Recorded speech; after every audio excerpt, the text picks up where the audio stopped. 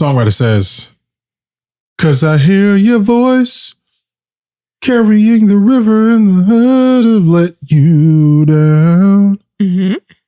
You can start the ocean so I wouldn't drown. Mm-hmm.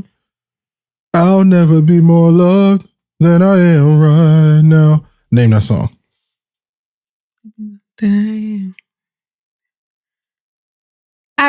I feel like I know that song, but I don't know. I'll give you a hint. What's the song? They don't have a song that's under 30 minutes. Maverick City. Absolutely. So, but what's the name of the song? I do know that song. I haven't listened to it. I haven't. Oh, the song name is Yrvette. Yrvette. Oh, You Are Enough. Yes. I think I've only listened to that song like once or twice. Oh, that's about it. So you never were with me when we played that song out. Mm-hmm. So that's the once or twice? Yep. That's exactly what the once or twice came from. Well, but you know, I'm a Maverick City fan. You are. Don't get it twisted. You are. She's a big Maverick City fan. I like Maverick City. I like playing her songs relatively. But, you know, I have to put on a playlist because Maverick City will either make you cry or you'll be like, man, this song been on for a little, man. It'll get you, listen, if you got an hour drive to work, it'll get you through. Yes, it will get you there for sure. One song. That's all you need. Maybe two. Maybe two. Maybe two. Just two. Nah, they're great. They're great. They're great. All right, man. We are ready to start this podcast. Jay. And Yrvette Renae. And this is Redemption Hospital. Sometimes you got to recognize that you're the reason for your own failures. And that dream partner you want is only attainable if you fix your mindset. We both had failures and heartbreak that drove us close to desperation. But with prayer and education, we found each other and knew that this was what God destined for our lives. Our job is to teach you the fundamentals to becoming a great partner so you can lay down a foundation for that person that you really want in your life. After all, we believe that if God was through with you, he would have called you home by now. So sit back and enjoy some laughs, inspiration, and education on Redemption Hospital.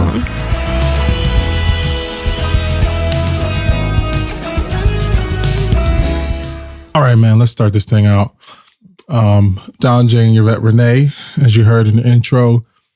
Today is our intro podcast episode where we are teaching you about redemption. We're teaching you about what we do and why we're here. And the biggest portion of why we're here is just going to be to help you understand that, seriously, man, if you're here, if you're still alive, there is something that you can do about the negativity you have and the negativity that you have that you face or that you hear, that you impart in your spirit. But more so, we want to teach you some things that we learned in our failures because we have gotten the most successful relationship the both of us have ever had. And we had to learn from that. So we're here to help you guys, essentially. So what brings us here is the question. So what brings us, we started this podcast because we've had a bunch of conversations, right? Yes. And we know that we can lead people to water, if you will.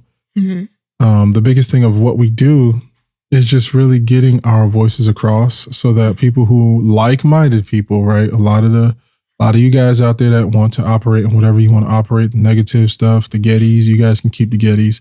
Mm-hmm. We want to guide the right people to us, the people who still want to get married, right, in today's time, the people who still want to have relationships. Because I understand there's a lot of things that are not in a woman or a man's favor and all that, but realistically, I think that if you do live life on a biblical standpoint and biblical principle, you can have success. The problem is we keep living life on our terms and we have it backwards. We keep doing things on how we feel. And then we expect God to be like, well, can you change your law for me? I know your law says this, but can you change it for me?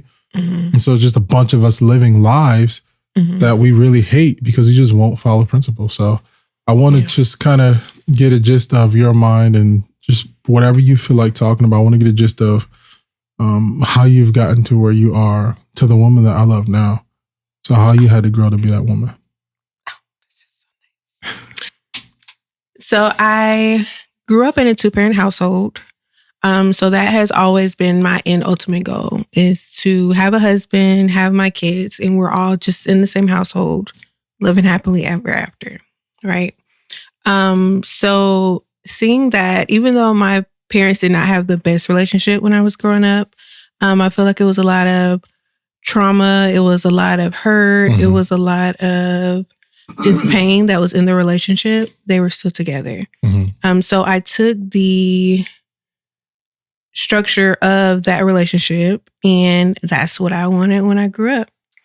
So for my first relationship, I was about 19 or so, 19, 20, something like that. That's good.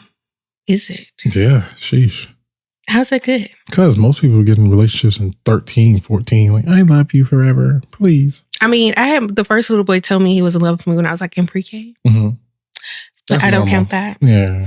And then I had my very first, I think for a lot of things, I started later in life. Like I had my first crush when I was in 6th grade. And then probably my second crush wasn't until I was in 9th grade or so. Okay. So I think I was a late progressor in life, okay? No. I was a late progressor. Hey, she was perfect. She go ahead.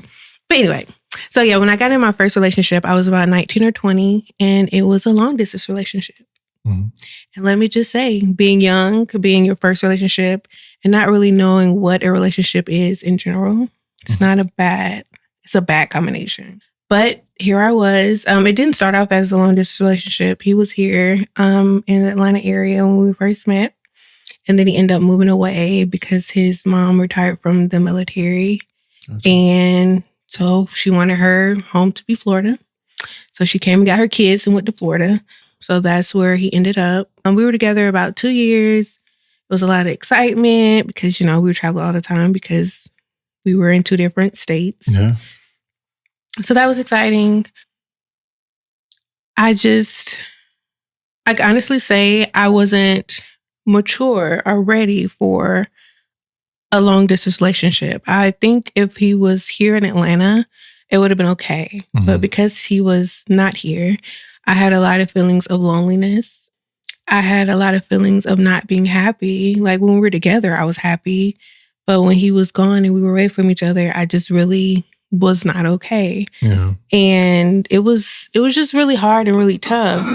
But I did try to stick it out as long as I could because, picture perfect, right? The ultimate goal was for us to one day be in the same city again. But fortunately, it just didn't work out like that.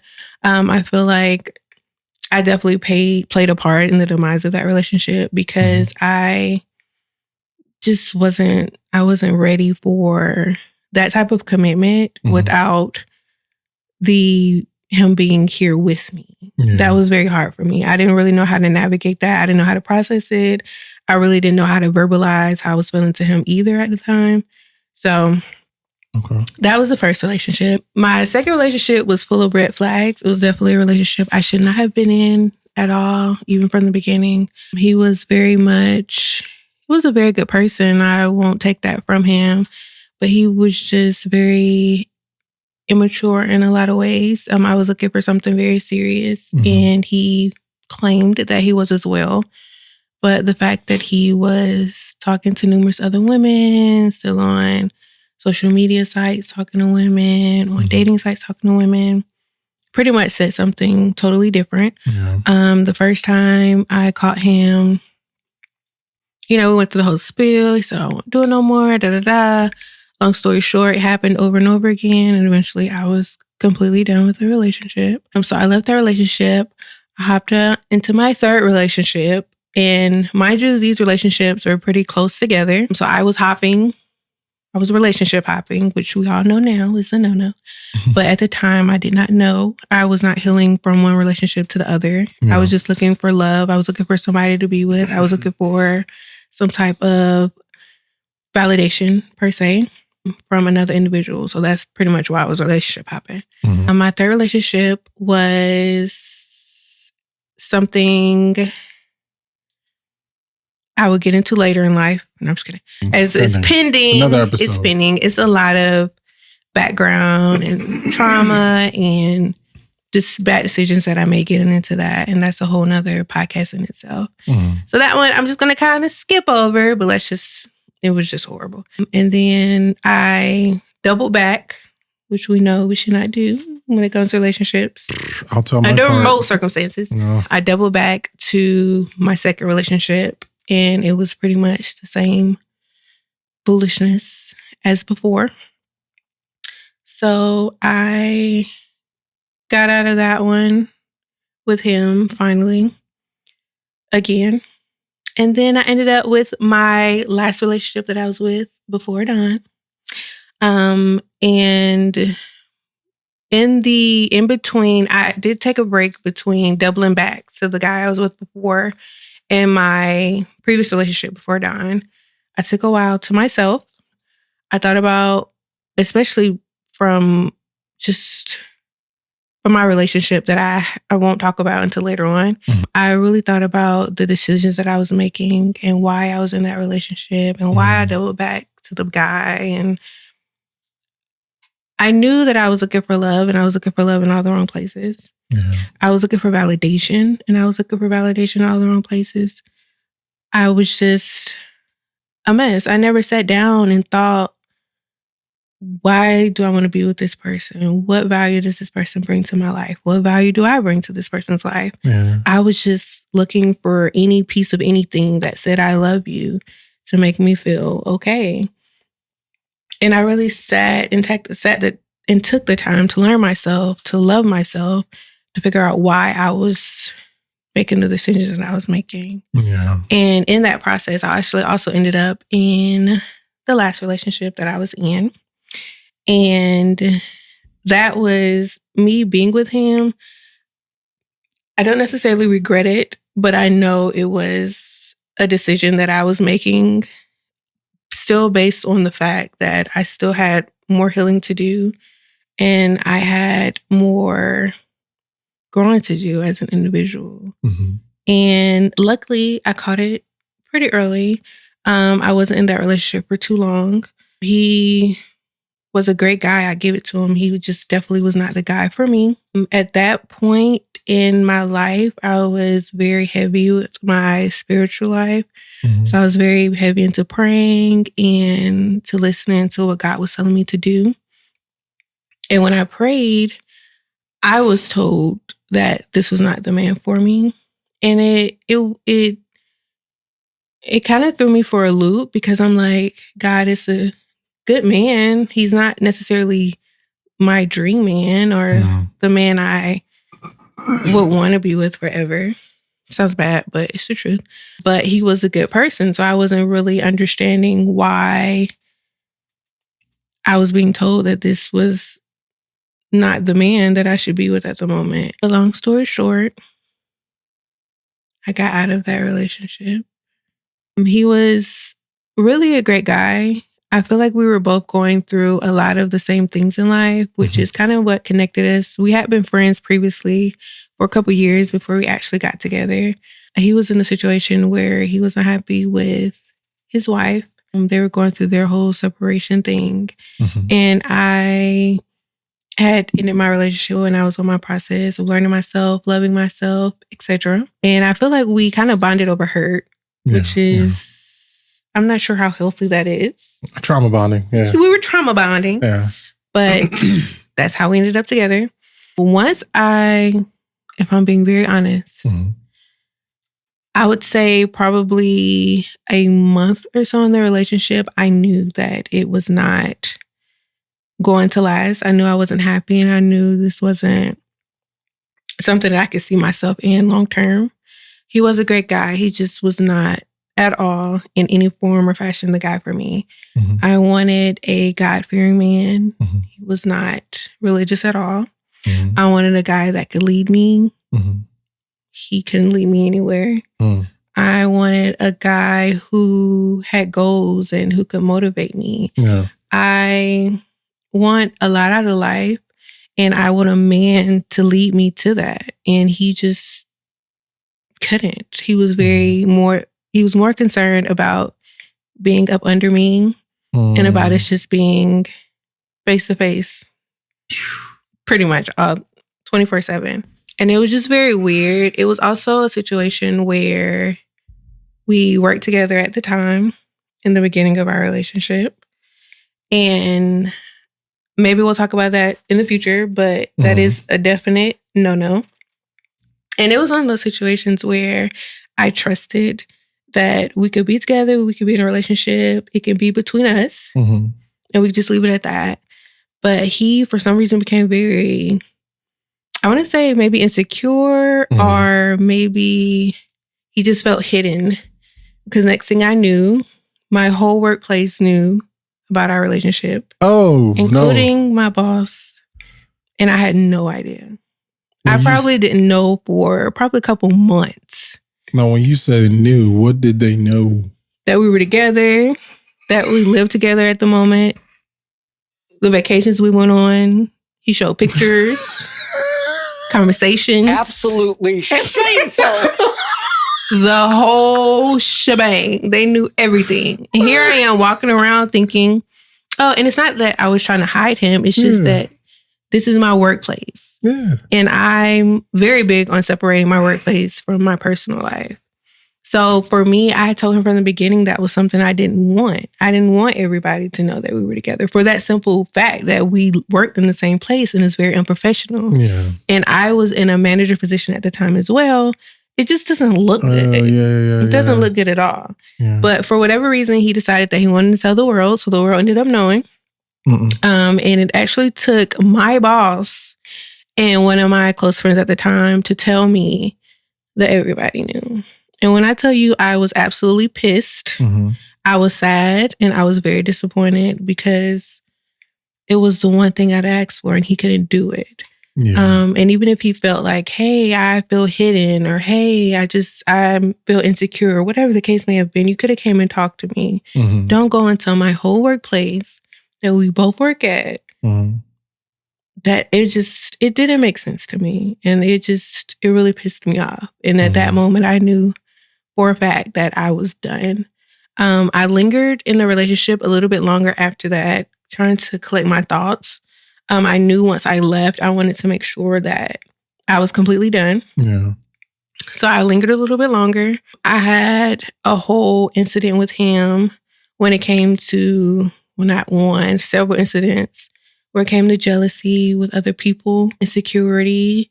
I had a situation where he put out a gun on someone that he thought I was talking to. It was just crazy. Yeah. So eventually, and probably not soon enough, I ended that relationship. And he was very hurt. And I think I probably aided in some of that hurt because I'm very kind and I have a very gentle heart. So I knew how in love he was with me. So I kind of prolonged saying, hey, this relationship isn't for me. Yeah. And I knew I shouldn't have, and it's the worst thing in the world to do. So I feel like he felt it was still hope there when the whole world knew it wasn't. But long story short, I ended up dragging it out and the breakup wasn't the best. And I take my part in that because, I could have made the situation much better. I got to ask you, I'm not interrupting you. Oh, no, you're fine. I have to ask you. So a lot of guys, when they get in relationships with women like that, in their minds, they think that they're lucky. So you saying, I don't want you to share our relationship. I don't want you to share what we have. A guy who doesn't think he's lucky, right? I'm not going to use the term red pill, but a guy who doesn't think he's lucky, he don't got no problem doing that because he's going to be like, okay, shit, I'm going to respect her wishes. Yeah. I'll let her tell. And this is a lot of times in relationships and sometimes friendships and out of relationships. You'll find out that even somebody in friends with benefit situation, a woman will trust a man in a friends with benefit situation because she knows he ain't gonna say nothing. So the only thing she has is her name. Yeah. So I'm just being honest, when a guy gets in a situation like that and he feels like he's lucky, then at that point, what flags or like, what did you understand about him? Like, was he raised by a single mom? Was somebody in his ear?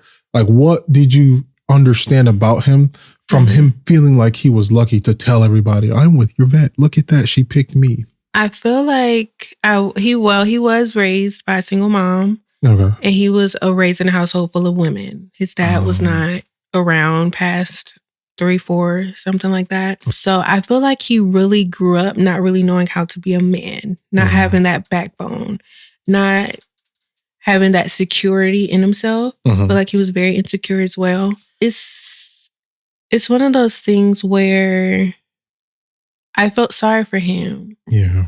Because his relationship with his wife, it was the only woman he'd ever been with. I feel like he wasn't ready. Yeah. He wasn't ready. Even at his old age, he's not old, but he was about 10 years older than me. He was like early 40s. And I feel like even at that ripe age, I'll say, he still wasn't ready. The maturity wasn't there. The security of being a man wasn't there. It was a lot in life that he lacked because he didn't have a real father figure in his life. You know what? I will say this too. This is a very big reason as to why I even want to do like a few courses and stuff like that to teach men. There is no age limit. You would think that it's like young men, 18 or so. But one of the reasons why I like to teach men now what to do is because my experiences came from wanting to know the answer. Yeah. So a lot of guys live life on the dance floor, and they'll live life on the dance floor and they'll see a pretty woman across, and I'm using it metaphorically, see a pretty woman across the floor, and they're like, oh, I wonder what that's like. I wonder what it'll be like to have a kiss. I wonder what it'll be like to have this. And they'll live their lifestyle literally clinging to their phone because it's easier to do that than to just approach the woman. By the time they do approach the woman, it's like, now I have this experience. And now thinking about this guy now, in his 40s. In your 40s, like say I'll use the like 10 years, right? I'm 33. If you're 33. If he's 43, at that point when you pick that guy up, you're expecting, I hate to say it this way, guys, you're expecting the finish line. Yeah. Or close to it. Yeah. Like, right, the finish line for a lot of men is like 45, leaning toward 50. He's good. He's solid. So if he's got it before then, geez, if he hit 6 figures before 40, whew. Yeah. But the thing is, I'm expecting you to be a leader toward me. So I feel bad for him too, in the sense, because he lived on that dance floor. And I don't recommend, being honest, I don't recommend any man ever marry the first woman he's with. Yeah. Unless he's like really healed. He's had a great solid standing. He's read a substantial amount of books. He's had a lot of counseling, and vice versa. She did too. I don't recommend it, because what happens is you live with yourself. You're with yourself for a lot of the time. When, as teenage boys, we fantasize also. Don't let them fool you. If you went on the basketball team, you went on the football team, you ain't have chicks, you didn't live in the real world. We fantasize also. Yeah. So when we fantasize, we finally get to the point where we're in a relationship with a woman. We're thinking the same thing in our head. Like, well, this woman in my head is telling me, yeah, everything I want to hear, all these sweet nothings. And when your woman opposes you for the first time, you're like, yo, and you don't know what to do with that. So it makes you angry. It's like, yo, like, oh, you're my woman. You're supposed to do this. And in your mind as a woman, as a sound woman, you're like, man, I don't make this. Where are you leading me? Where am I going? So now you have these two opposing, and it's because it's the first woman he met. I feel like you should take that. Every man listening, you should take that first heartbreak that you have, eat it, and then you tell yourself, all right, I got to figure out how to get better. Because otherwise, you're going to be like me, repeating the same stupid shit, over and over. But yeah, I do believe that he has to find his way. You know what I mean? Because I mean it in my heart when I say, listen to you tell the story. And I know more about the story, but I do feel bad for him, seriously. Like, I can't joke more than I feel sorry. And I just want him to find himself at some point someday. Yeah. So. And at the end of the day, he's a great guy. He's missing a lot. Yeah. He's missing a lot. And he wasn't, I don't know about anybody else, but me, I want a man. And he just wasn't a man. And that's no shot towards him. It's just the honest truth. Now, I want to point this out to a lot of men who play the game and they're really playing the victim and they don't know it. But a lot of guys who are these quote unquote good men, they want, and I'll definitely look in the camera for this, they want a woman to accept them for the fact that they're good, right? You want to say, I'm a good man. One, I will say this, no one is all good or all bad. You have mostly good, mostly bad, and that makes the characteristic of you. So a good man relatively does a lot of good. When he does that, he thinks because he does that good, this that Me Too crap that I don't like with men, because he's all good, or he thinks that he's most good, that a woman is supposed to accept him. And that's the first thing he's going to say when she says, I don't know if I want to be with you. I don't know if this, I don't know if this. No relationship is black and white. Let's get off the internet, all that crap. No relationship is black and white. So when guys are stuck on that, I'm this good man, you negate the fact that you can't lead. You got a terrible relationship with your mama. You got a terrible relationship with your baby mamas. You got a terrible relationship with yourself. You drink, you smoke, you don't do this. You just play video games all day. It's like, okay, you can be good, but where are we going? Yeah. And the problem is when guys use that, it's like a bullet. It's like a magic bullet. They got all these silver bullets, right? Ready and lined. And they got that one in their pocket like, I'm a good man. So she decided to leave me. I'm going to pull it. Then he puts it in the chamber and then he twiddling around and then he go to shoot. Like, here we go. I'm a good man. And you miss. And you miss because that's not a good argument. If you don't know what you're doing in life, then you just don't know. You can be I'm a musician. You can be a good drummer all day. I've heard drummers that play amazing. They sound great. Oh my gosh, they could play circles around me. But you know what had me getting the phone call before them? I knew how to play with a band. Yeah. So if you don't know what you don't know, it don't matter that you're good. Yeah. And that's what I think a lot of guys are struggling with to this day. And I want you guys to stop that. Like seriously, because you're playing victim, guys. I don't care how you spin it. You being a weak little and you're playing victim. I'm a good guy. So there's something about you she did not like, and it's okay that you are not with her. You get one. When you get a job interview, when you apply for jobs, you apply for 100. All you need is one. When you go out and you date 5. All you need is one. So stop getting into this mold and this mindset that all these rejections mean that I must not be good, or she's a thought, or she's a 304 because she just let a good man go. That's not the case. That's not the case. Yeah. You're just on the internet. Yeah. Self-love is also very important. I knew for a fact that he did not love himself. I think when he saw me, he saw the love for himself. Mm-hmm. That would explain why I could never be out his sight without it being no problem. That would explain why he would do like little side jobs outside of work. He would rush to do those and hurry up to come home because he didn't want to be away for a second too long. Mm-hmm. That would explain why he would do weird things like try to coerce my coworkers to switch shifts with me so we can be off at the same time. Stop it. I'm sorry. It was just, it was a very strange and weird situation. And after going through that, I said, everybody's crazy. Yes. I don't want nobody. Yeah. God, it is me and you. And that's it. Mm-hmm. So after that, I took more time to myself. Mm-hmm. I was still going through my process of healing, past traumas, all of the above. And that's when you came around. I was not looking for you. I don't know where you came from to this day. But I'm thankful. Yeah, likewise. No, so you know what? I am grateful that I got to you. I'm grateful that for my journey and my story, to be honest. And I'm going to tell mine in a more so, I guess, theatrical way, if you will. Mm-hmm. But I'm just going to go for it. I'm just going to let the Whopper with cheese go and... You gotta dump that! You gotta dump that! Yep. So listen, I started off in a pastoral house, right? I was a PK. Mm-hmm. So you know what that means. PKs are the worst. Except I wasn't the worst. I was probably the goody two-shoes guy, the guy that was using this whole good guy thing, playing a victim, right? Yeah. But the problem was I wanted to start relationships and they didn't form the way I wanted to. Mm-hmm. And it was never on my intention, but there were, I know 3 girls at the time in general that I dated. I didn't know anything about dating. I didn't get a lot from my parents. I don't fault them. You know what I mean? I had a conversation with my mom some time ago. It was very awkward because she wanted to teach me some stuff, but it was awkward for her. And I said, it's fine. The way that conversation went, I was like, Mom, it's okay. I'll read a book, right? I'll go on AOL. So. Love you, Mom. Love you so much, Mama. All right. But yeah, man, I started dating. And the problem was, like I said, these 3 girls in particular, I broke their heart. And it was it wasn't on purpose because at the time, all I wanted to do was be a great drummer.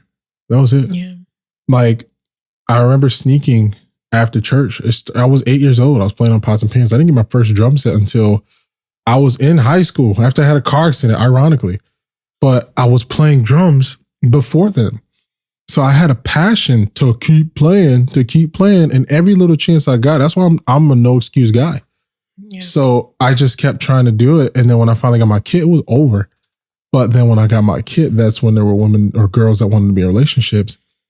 And I tried them. And to the more extent, I was the guy to be like, hey, we friends. We've been talking for a while. I think we should go out. And 2 out of 3 were like, I don't really know, or like that nervousness. And then they said yes later. Yeah. But here was the problem for me again. When they were like, I don't know, I was like, cool. So it got bad. Now here I am in relationships. And their biggest focal point, and I can't blame them, their biggest focal point was like, I want to be my man. Yeah. And I'm downstairs for 8 hours. Yeah. And I get upstairs sweating. There's 32 phone calls. And I'm like, oh, shoot. This is back when we had sidekicks and other stuff. Mm-hmm. But that was the span of how I started relationships. But what happened was when I got my first real relationship, when I said, okay, I've met where I wanted to be. Bro, I was in my 20s. Yeah. So I said, I've gotten to where I wanted to be as far as skill-wise. Now I can coast for the rest of my life. Mm-hmm. So then I finally get into my first relationship. And my first relationship was hell. Man, that thing was hell on ice. And the hell was winning. Okay? But the ice wasn't melting. But then I finally get there. And when I get to my first relationship, I'm thinking, right? Because I wasn't taught this. Mm-hmm. I'm thinking because I get to my first relationship and she's in the church also, that maybe we'll be fine. The biggest devils are always in church. Go ahead. Absolutely shameful. She's right. Listen. We need a praise break right now. Never mind. Don't y'all touch nothing. No instruments, nothing. But listen, I really thought that because I was in church and she was in church, that we were fine. And the crazy thing was she wasn't out here thotting out. She wasn't out here doing crazy stuff and things like that. But she had a lot of anger from her past. Yeah. And the thing is, I'm very, to a degree now, not so much, but I'm somewhat quick to agitate, very slow to anger. So you'll get me like, I use the analogy, it's like your blood sugar going up for a second. Like, I can't believe this motherfucker did this, man. But to have me angry takes me a long time. Yeah. And that relationship, she had some trauma with her father, and her father wasn't the greatest as she was explaining it. And I didn't know that carries into a relationship. I didn't know that. She had trauma with one of her exes, and that carried into a relationship. And let me tell you something. Let me sidebar, guys. If you're dealing with a woman and this is her first, or this is not her first relationship, if she has negative traits, you are not in a relationship with that woman. You're in a relationship with her exes. So every time you're looking at her, you're really looking at the man. You're looking at the man who broke her. That's it. Yeah. So when I'm with her, I'm understanding like, okay, this triggers her, this triggers her, but I wasn't in an emotional state or a mature state. If I was triggered, I'm going to get you back. So that was the strength that was how our relationship went. So it'd be bad. Like I'll be playing a video game. I just want to play for an hour or 2 hours. And you going to do this? You going to do this? And just nag. And I'm like, bro. And I'll never forget one day, if you don't know, if you haven't heard about me, from my other stuff that I said on YouTube and stuff, when I was growing up, I had a tremendous amount of fights. So I had a trigger in me. It was kind of weird. Like if I ever had a fight with somebody and they seemed more powerful or more strong, I had this thing. I don't know if it was blacking out, but I had this thing. Like when you hit me, it made me feel good. Like I felt the pain and it made me feel good because I'm like, oh man, this is crazy. It's like another part of me is about to come out. Like I'm ready. Yeah. So on the very first time I was in that relationship, when she hit me, like she literally like jade me in the face with all her might, and her eyes lit up like a Christmas tree. Because yeah, when she hit me, she was confident. Something like she wanted to knock me out. And she was when she hit me, my jaw didn't even move. It was just, and that thing set her eyes set. And then she started backing up because she didn't know what I was going to do. And in my mind, I'm like, was I that beta to you that you thought that this was okay? Like, you know what I mean? Was I that much of a bitch that you thought that it was okay? And I just remember looking and my fingers starting to go like this. And I'm like, man, But that was one of the flags for me. And the saddest part was because I was uneducated again, I didn't know what to expect. I'm thinking that you can just heal from this. That wasn't the case. So here I am. I'm going to fast forward the rest of the story. Oh, before you fast forward, sorry to interrupt you. Go ahead. Can we just say that no woman should ever put their hand on a man? Because if he cocked back and hit you back, honestly, in my opinion, you deserve it. Okay, you can go ahead. Oh, absolutely. Absolutely. And I'm just saying, when he hit you, it ain't going to be no little pitter patter. Exactly. Because it's not coming from his arm, sis. That thing is driving from the bottom of his leg all the way up. And you asked for it, so take it. Take it. When you wake up, hopefully he get you some ice. Not when you wake up. My goodness. But yeah, man. So I married her. And when I married her, I'm like, oh, it's going to be better. It's going to be great. Now, all of my true red flags, because everything, whether you like it or not, when you learn something in a relationship, whether with your parents or someone else, whether you like it or not, you become the hurt. It's just scientific. It's it's true. You know what I mean? You become the hurt. So this is how I repeated the cycle until I met you, until I chose myself, and then I decided to pursue you. But when I got married to her, the second red flag for me that caused a lot of damage to me, again, remember, I was in relationships with women or girls at the time who were all over me. And I was like, I want to do music. I'm fine. Now this is my first time saying, I'm good. Now I'm going to go deep into this. So here I'm uneducated. And I didn't know that she wasn't really into me, because when we got married, this was the craziest part. Everybody was saying, you've been with her for 2 years. It's time to get married. Church.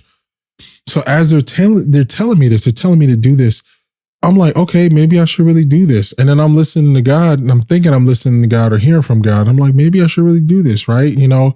This is the part that cut me deep. When I was with her, I actually waited.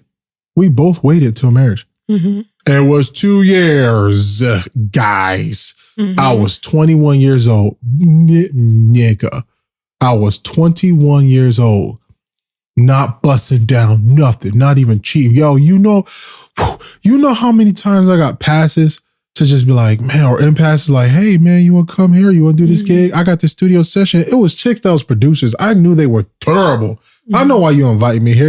We ain't doing I ain't put my name on that record, but I know why you want me. Yeah. And I was like, I'm good because I'm going to get married one day and I'm going to do this. And I'm like, man, but it didn't make sense to me. So here I am now. We waited to get to have sex. We waited till we get married to have sex. Yeah. And we finally get married. And I'm thinking on the very first night, it's going down like James Brown. Oh, yeah. Man, you know what she did on that first night? What'd she do? I said, hey, man, you should come here real quick. You know what I'm saying? Show me that stuff you've been promising you're going to do. I mean, you ain't never did it before, so I don't know why you promised it. Show me that stuff you're about to do. You my wife now. Right, you're my wife. Man, let me tell you something. That first night, you know what she did? What? She said, oh, we should save it for the honeymoon. I said, why? She said, I want to count this money.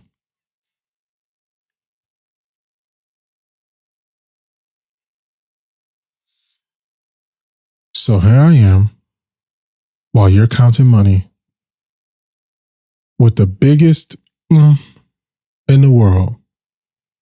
And then I said, you know what? Cool. Just wait. We'll just wait. Maybe she want to make it special. We'll just wait, right? Fast forward, we get to the honeymoon. I ain't get laid for 4 days. I got buns on the 4th night of our honeymoon. We was leaving on the 6th. And that thing pissed me off. And I should have known that would have been a red flag for the rest of the relationship, because I begged like a dog for sex. I begged like a dog for affection. And that, I think, scarred me for the rest of my life, because that took something away from me, because I was freely giving what I thought you should give. Yeah. And I'm with a person. And I do believe if a person can't do something for you genuinely when you ask for it without feeling it, then they really don't genuinely want to do it for you. And that's the biggest scar that a man can have, because he's taught as a man that you do it regardless. So he doesn't have the luxury in any aspect of his life to just be like, I don't feel like it, because anything can be taken away from him. And so I learned that. And so we fast forward to my second relationship, which pretty much emulated the first. If you really want to hear about that second relationship, you guys are going to have to go ahead and get that book. I'm going to be honest with you. From Death to Life, the Truth About Being Fat. Read that chapter and you know the chapter I'm talking about, but I'm not going to get too deep into it. But the second relationship was the same. And I realized I'm repeating somewhat of a cycle, right? Let me say the second relationship and the third relationship. The second relationship was a little bad because there was guys looking at me like I'm crazy because now I have a respected name and I'm with this girl. And like, even though you get praise from like some of the homies, like, bro, she is, the homies that are like really attached to like, yo, you know, she's like, she been here, she did this, she did this, she did this. I was like, no, guys, that's not true, guys, because, you know, she's a good girl and she does this and, you know, she really talks well and she respects me and stuff. Man, come on now. It got to a point where she'll come home late at like 3 a.m. I'm watching her 3 kids. Yeah, doing the stepdaddy thing. I don't advise nobody to do the stepdaddy thing. But I'm doing the stepdaddy thing and I'm watching her kids. She come home late at 3 a.m. You came home on another dude's bike. Or you came home with another dude's Infiniti. It was some nights she wouldn't even come home till like the morning, like 7:30. It didn't work. I was the only one working. Come home at 7:30. Her kid's like, hey, what's for breakfast? Hey, I'm hungry. And I'm mommy. Nice to meet you. And I'm like, there was a point in time, again, I'm blind. I didn't know none of this stuff that we got on the internet now. Yeah. I didn't have one of them red pill uncles to be like, hey, man. So now we're to the point where I'm just like, all right, I'm good. I'm out the door. The problem is, out of the first relationship, first marriage, I had a son already. Second relationship, by the time I said I'm done with her, she's like, oh, but I'm pregnant. I'm like, man, get the fuck out of here, bro. You're on the pill. You're lying. It's like, no, I'm really pregnant. Because she was trying to keep me around. And I was like, I'm tired of your laziness. I'm tired of this. I'm tired of this. So I left. And then some months down the line, ended up being like, oh yeah, she's really pregnant. She had a belly. I was like, man, you mind. It's probably one of them niggas that was on that gosh thing, freaking, you know, dropped her off home. By the time my daughter's born, I have to get a test because there's no way. Yeah. So the court took a year, like really close to a year. They operate slowly. And when I finally got the test, she ended up being mine. Mm-hmm. And they asked me and I was like, you know, I'll pay the arrears to what is owed. And it was like $7,000, something like that. Mm-hmm. I said, I'll pay that. Yeah. And so I've been paying that for a while, you know, paid it off just recently. But I had to make that amends and make that thing right. And I love that girl. I love her so tremendously. I won't talk about her right now because I'll talk about her all day. But then I went to the third relationship again. Same thing. At the third time, so the problem was me creating the children was me saying, okay, I want a family. I finally want a family. And I'm thinking that if I'm creating these loving children, that somebody will actually take the, like, not to the bait, but somebody would take the initiative to like change their ways and be like, oh, I'm a mother now, right? That's not how that works. It's not. And let me tell you something. You can sit there and be in a relationship and see somebody pushing out a baby and trying hard and going through traumatic experience and like, oh my gosh, wow, look at this new life. They're crying. They're, oh my God, look at my baby. It don't change our damn thing. Still cuckoo for Cocoa Puffs. And you really, really think that moments don't change lives. Information does. Yeah. So it doesn't matter that you had a baby and it was all good and now because then you just go back to being the same person. You still don't know what you're doing. Yeah.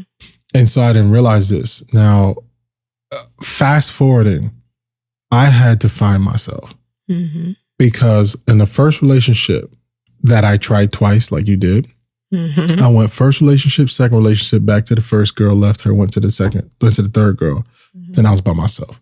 Yeah. So when I was by myself, I said, I need to figure this thing out. But before I went to go figure it out, I went through this very, very bad phase. When I say very bad phase, and I want to say this wholeheartedly, I want you guys that are listening to listen up. I went through this phase and it was terrible. While guys were praising me and saying, man, yo, Dahn is a legend, bro. Man, I don't know how this nigga doing it, bro. He pulling the baddest chicks, bro. Like, what the F? I was so broken inside. I kid you not, yo. There were times that I felt like I was a knife away. And I'm so serious. And even to like those experiences were crap to me. To the other person, whatever it was. To my outside people and the homies watching, like, man, yo, he doing his thing. For me, it was so effing painful.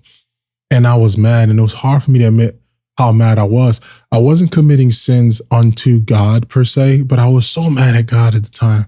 Because I'm like, yo, I did it your way. I did it like, I did it the way you said. And I was pissed because I'm like, the Bible says that if two people obey the principle, if two people do this, then you'll give them this and you'll give them this. And your word says this. And I had to outgrow the person who says, this is what it should be like. And I started to grow into the person that says, well, this is what works. And that was the worst decision I could ever make. And at some point, I don't brag about it. At some point, I started to lose myself, and I started to lose like the whole body count and all that stuff. Because at that point, I was so numb that not only did I want to hurt myself, I wanted to hurt women. So I was just I drug myself into a place, and then it just wasn't working for me. So what I ended up doing, man, I went back to who I was when I was in the 3rd grade. And all I would do was pray. It wasn't about nobody or nothing. When we went to recess, I wouldn't go to recess. I remember getting transferred to a school that was a really bad school, and I had those T.D. Jakes albums. And it was just the trust and obey and the, praise the Lord. I would memorize the whole album. I would wake up an hour early before I went to school to memorize those albums. Once I memorized those albums, I memorized the words and I memorized the spirit that I had. So when I would go to school, the one time that I had away, they would go to recess, I would stay in the classroom.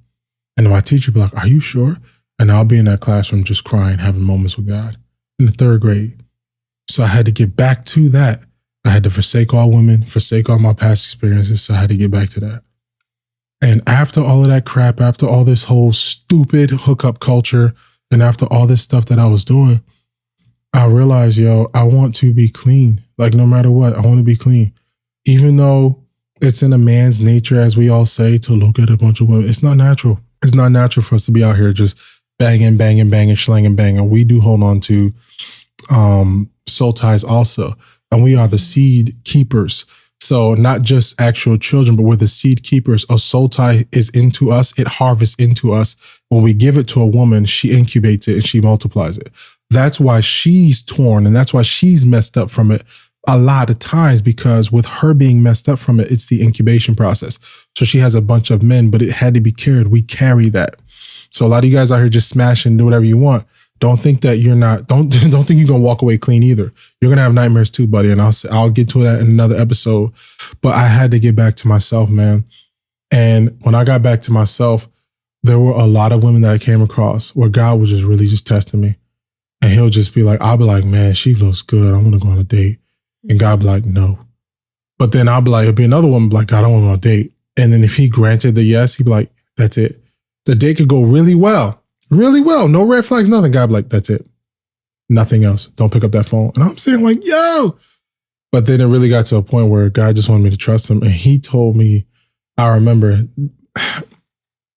he told me through other people that there's a special woman out there for you.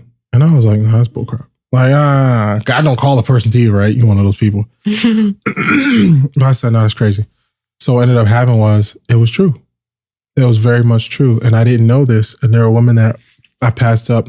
And there's a friend of mine she was interested. And I just said, no, God told me that she was for somebody else. And there were a bunch of people that came my way that God just kept saying, no, just no. I moved over to playing at Pastor Norfolk's church. And there was a person there. God was like, no. So I just obeyed. I couldn't understand, but I just obeyed. But the craziest thing is the healing process started taking place in me. And the more I said no, it's like he was protecting me, but he was protecting the future of my memories. So I have really bad memories from the past, but he just didn't want me to make more. Yeah. And when I started doing that, I started going places. My aura started changing. And instead of me giving in, people are like, yo, I really want to be around you. Instead of me giving in, they'd be like, sure, man, you can be around me. I was like, I can't, bro. Yeah. Like, I'm not where I need to be. I'm not there. I don't know what that looks like, but I'm not there. Yeah. When I finally got there, I started dating. And when I started dating, I got to the point where I was like, man, I'm really going to start vetting these women. So I vet these women. I even went overseas at one point and I vet these women. When I finally got to vet, man, when I got to my true black queen, oh my gosh, the true definition of a black queen, y'all not the internet junkies. But when I got to my Black Queen, man, she went through this vetting process and it didn't take her long. We're going to put this on a different episode, but it did not take her long. We were talking for like 4 weeks. We saw each other twice out of those 4 weeks. Well, we saw each other twice out of those 3 weeks. That last week, you saw each other like 3 times. Yeah. But I knew in her spirit, I could sense her spirit. She was stoic. And it was weird because she was the one woman that I've met that even after saying these sweet nothings, after saying all this stuff, she wasn't over me. She wasn't all over me. That thing was bothering me, bro. It was bothering me bad. Listen, I'm not easy, okay? I'm not easy. It was bothering me. But the thing was, it was bothering me because I was using old game on a new soul. And so that old game wasn't going to work on a new soul because I thought I had to use game to get her. Because I thought all women can operate under the same umbrella. And even though I'm trying to get her for the good purpose of actually having a healthy relationship, here I am. And I haven't been in a relationship in a year. And I haven't dated in 7 months or so. And I just started dating. And I'm like, bro, really? Like, I should have just went in and be like, hey, such and such, such and such. But it's crazy because she saw through it, but she could see through me and see that I had good intentions for her. And I met her, and man, it's been the best thing since. We had our rough days, you know what I mean? But we now have purpose and we now have passion. And the reason why we come full circle to Redemption Hospital is, man, I'm here 5 kids later. I'm here a bunch of stories later. There's nothing you can say to me that'll make me feel like, oh man, I tell myself the truth. And she does the same. But on my end, I am here, an hour in, or my end, she can speak for herself. I am here because I want you guys to know that even with hurt, even with baggage, even with things that you have later, there's a person out there that will love you. And the thing is, you have to understand that they have to take their journey on their own. They have to. You're not going to force them to be on the journey with you. And 9 times out of 10, the person that you think you need or you want to be with is not. There is a such thing, even as a person being for you, but it's just the wrong timing. You need to both say, hey, let's separate. Don't think about how many guys she gonna smash behind my back. I don't know if I can go to her. Maybe she'll have a kid. These are all these thoughts that are going to come in. And you got to trust that she's going to take her own process. Because if you don't, then you're going to glue yourself to her. Like she said, her ex. I have no doubt in my mind, if he would have said, you know what, Vet, I got to go ahead and be to myself real quick. And I'll let you do the same thing. Let's take like 2 months. It's not a bad thing. It's just a little break because I got to get to know myself. I'm really over you. And I got to figure out how I can lead you. If he would have said that, I guarantee she would have been head over heels over that man. Yeah. But the fact that he didn't give her that chance, I'm telling you, it could just be right guy, wrong time, which makes you wrong guy. But anyway, man, is there anything else you would like to say before we cap this episode? I just want to say my goal out of all of this is to hopefully help people skip over the hurt that we've been through and skip over the trauma that we've been through and hopefully learn from the lessons that we're going to talk about and the topics. Just learn from it. Take it in. If it doesn't pertain to you, that's fine. But if it does, just really take it in and hopefully you can bypass all of the things that we could have possibly bypassed if we would have known better, if we were educated. We weren't. So instead of taking that knowledge and allowing it to lead us in life, we had to learn it the hard way, which was by going through it. Mm-hmm. So I just hope and pray that even if one person gets something out of it, I'll be fine. That's good. That's good. And that's what we're hoping for, guys. They say a wise man learns from other people's mistakes. A wise man can read. A wise man can listen to podcasts like this. A wise man doesn't have to go through situations on his own to figure out that the stove is hot. And the biggest thing is to teach you guys. Again, I know some people will try to attack us at some point, but we're trying to teach you all how to recover from who you are now, right? Redeem yourself and get yourself to a certain point where you're good. All right. So I'm going to drop every single episode with a prayer, right? So we're going to have some listeners, we got some listener letters, all that stuff. But for right now, I'm going to drop every episode with a prayer. So right now, I'm going to pray. Father, in the name of Jesus, we thank you for coming to us, God. We thank you for providing us with knowledge. We thank you for providing us with courage. We thank you for providing us with the will to proceed forward. Lord, we know that information trumps all. Information trumps feelings. Information trumps how we think that we're going to get to church and shout and feel all great and everything is going to be fine. That's not how it works, God. We ask you that you continue to give us information. Bless this podcast so that we can help other people and every person who's hurting, who's listening under the sound of my voice. I pray to them and I pray to you that you heal their bodies. You heal the ailments that they may have due to stress. You heal the ailments that they may have due to the cancerous nature of their bones shutting down because they have all this unprocessed fear, all this unprocessed trauma, all this unprocessed anger. God, I ask that you heal their body and heal their mind. Start from the crown of their head to the sole of their feet. Heal them. In the name of Jesus, I pray, God, I pray that you help these people and understand that our mission is to help people grow. In the name of Jesus, I pray. Amen. Amen. We love you all, man. We are going to keep doing this. And please listen to episode 2. Every episode after this is going to be crazy. All right. So, Dahn J, Luminous Horizon. Yrvette Renae. And we are shedding light on limited perception as always. Bye. Be lit.